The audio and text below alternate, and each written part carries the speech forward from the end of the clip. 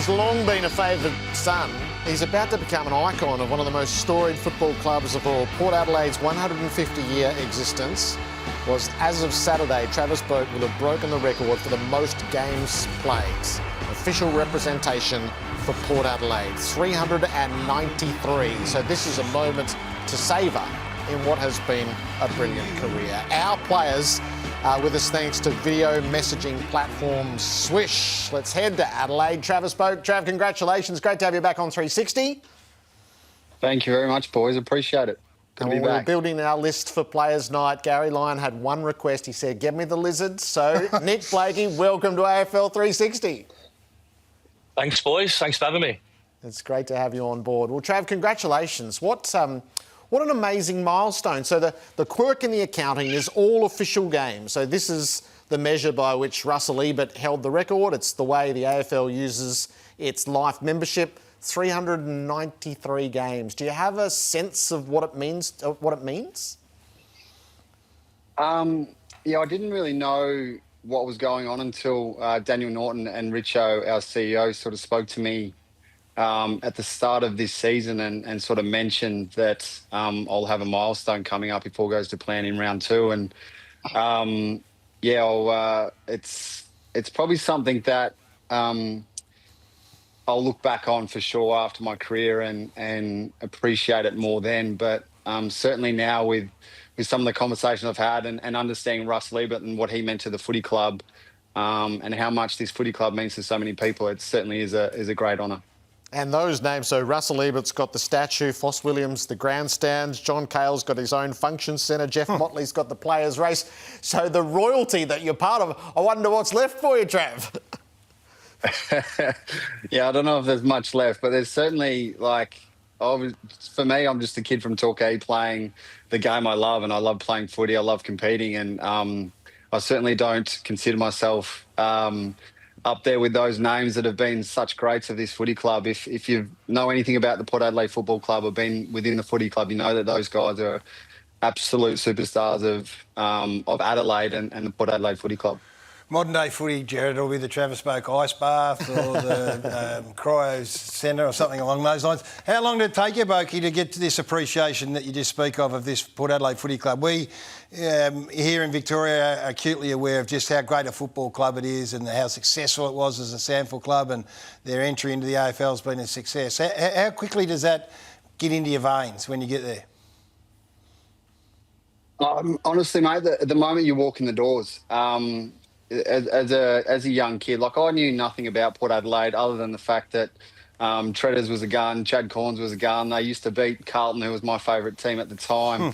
That was about it. And I walked into the footy club, and within the first couple of days, the first week, you knew this club was really special. And the history of the footy club, where it all started, from the Magpies, the Prison Bar Guernsey, to how hard it was to get into the AFL and the journey that sort of we've been on through my time there and the challenges we've faced to where we are today as a footy club is, it's a special footy club to be a part of. And you're going to be celebrated long and hard, and rightfully so. Your credit to the football club and your family, and it's a magnificent milestone. And we'll get into the more pressing issues of modern day footy in a moment. Nick, what about your first couple of games under a new regime? The mood of the place at the moment, you just might have struck the two hottest teams in the competition. Yeah, I mean, it's been a tough start to the season. There's no doubt about that. But as you said, we've versed two pretty good teams, and we've been in position to win, both of those games. So we haven't had the wins on the board, I guess, but we've put some things in place that we think will hold us in good stead for the year to come. Has it been a bit different under a new coach? Yeah, I think it's always different when you get a bit of change, and obviously Horse goes out and Coxie comes in, and I think, you probably would have seen a few things that we've changed around and, a few positional changes and stuff like that. But, we've trained it all over the summer and, it seems like second nature now. We've been doing it for so long, and it'll continue for, the rest of the season. You're at the centre of a lot of that debate in terms of where you play and where you should be deployed and whether or not you're missing out on the best version of the Lizard. How are you seeing it? Oh, I think it's different. There's no doubt about that. Obviously, Tommy going forward and helping the boys in the forward line, and I play a bit deeper and a line back than what I usually do. But that's where Coxie thinks my best football is, and at the moment that's where I'm more than happy playing. That's where the team needs me, and that's where I'll be playing. So I'm more than happy doing it back there. So the Tom McCartan move has been the Ashley and Martin turning point early in the season. Do you miss him down back? Yeah, I think, he's one of my best mates. I love playing beside him, but, he gives us such a good look up forward, and he works extremely hard, and, he's obviously been a defender for a while and knows what they hate. So he's a tough matchup for the boys that he comes against, and, as much as I'd love him to have him next to me and playing on the big boys down back, he's doing a good job up forward, and it's helping us as a team, so it's been good to see. Do we all have to give it a bit longer to work on the scoreboard? Yeah, I think so. I mean, as a forward, a lot of the stuff does, get talked about is goals. And if you look at the work he actually does in not getting outmarked and bringing the smalls into the game and everything like that, the stuff that we really value as a football team, he's actually been doing really well. So it is early, it's only round 2 and, who knows how long it'll last and hopefully it's for most of the year. It is early, Trav, but the pressure has descended upon Port Adelaide. Were you a bit shocked by what transpired on Saturday night?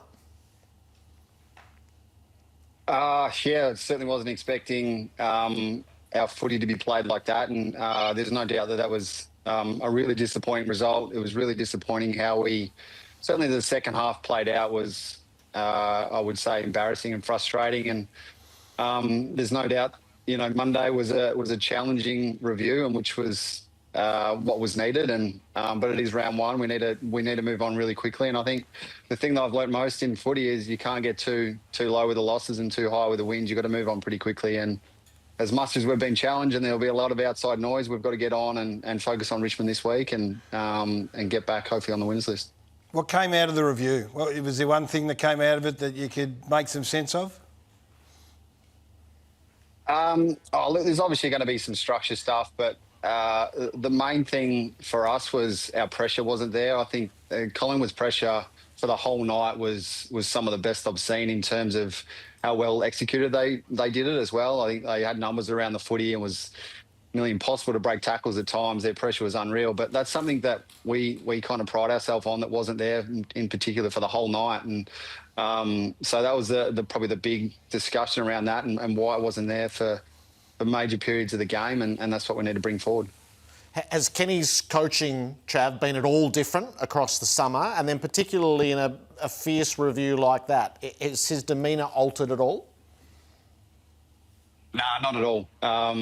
And I get where the questions come from in terms of where we're placed and moving forward. But for us, Kenny's our coach this year, and he has been the whole pre-season. His language hasn't changed. If anything, he's probably relaxed a little bit more in terms of understanding each player and each individual and being able to coach with probably out the pressure as much. And I think that's a really good thing, and it will be for us going forward. But he took control of the meeting on Monday along with our leaders, and it was his team that he was leading. From the outside, his superpower has been to galvanise a team, to challenge and get the best out of you. Is that diminished in any way? Nah, not at all. Not at all. And I think the playing group understands that it's his team. He's our senior coach. We love him. We'd do anything for him, and that hasn't changed over the years that he's coached, and it hasn't changed at all this year in this pre-season. And the way he spoke to the group, the way he's challenged the group, and the way he's brought us together has been exactly the same. And just lastly on this, your confidence in the response that needs to come really quickly against the Richmond side? Yeah, no doubt. I'm extremely confident in our group, and as I said, I think our group has matured a lot over the years in terms of not getting too low with the losses and not too high with the wins, and being able to take lessons from losses. They do happen. Unfortunately, we have some bad ones at times, and that happened to be in round 1, and we can't just move on, and we can't hold on to it too long. We've got to take the lessons from that and move on really quickly. And fortunate enough, we've got another game on Saturday, and we've learnt already, and we've got our main session tomorrow, and we'll take a lot of energy into this week. It's been a big tribunal night, the evolution of what's acceptable on the field and where the duty of care lies. Nick, when you saw the Jackson Archer incident, what's your instant reaction, and how do you absorb that it is a suspendable offence now?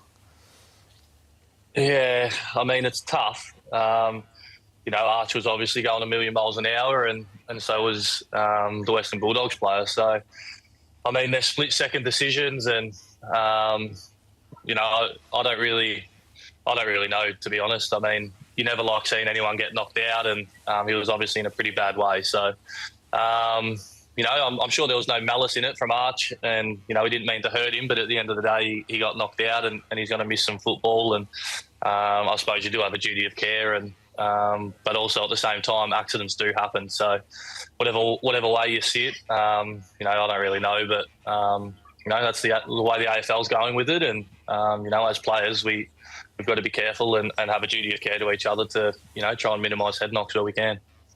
I'm not sure how much you've absorbed. Will it change the way either of you go about your game? I mean, it's hard to change after you've played 3,000 games, Boakey, but you got to learn, and the game's evolving, and there's different priorities right now. When you see that and you see the decision that's been upheld, will that impact your thinking in terms of how you play?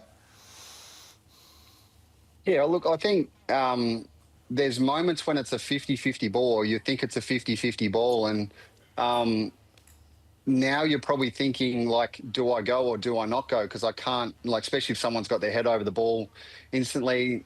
And I don't know really in that situation what you can do, other than maybe slow down. But he's probably thinking he can nearly win the ball. And those are split-second decisions that you've got to make on field. And no one wants to see anyone get concussed. No one wants to see anyone get head injuries or any injuries. But there's some decisions you make on the field that are really challenging when there's, 50-50 balls you got to go for. So do you learn to play the percentages a little bit? Yeah, you have to. And I think as you go on, and certainly we're still learning a little bit of this, that, whether it's in training, whether it's in games, they start to come into your mind a little bit more, and you do have to almost pull out of situations that you probably would have gone for in the past, because there is these incidents that happen that could cost you weeks. So, Nick, you're a player who does go a million miles an hour. Are there moments where you can't quite go a million miles an hour? To be honest, not a whole lot goes through my head when I'm running with the ball or what I'm doing out there. But, I think, as Boakey said, they're really, they're almost impossible decisions to make when two blokes are going as hard as they can. And, it's just unfortunate that sometimes accidents happen. And, you don't like seeing anyone get hurt, but at the same time, you don't want to be the one that's going to be pulling out of the contest either. So, it's a tough call to make. Trav, we've just been told Tom Lynch has failed in his appeal, so the one-match ban stands, and while no one wants their peers out, that's not the worst result, is it? Nah, Lynch in the Richmond side makes them a lot better, so it's probably a little bit handy for us. The last one was for Nick. Will you at some stage go and see Dean Cox and say, listen, I understand what you're trying to do here, but I ain't a fullback. I'm a running lizard from the half-back line, and I need to be let free?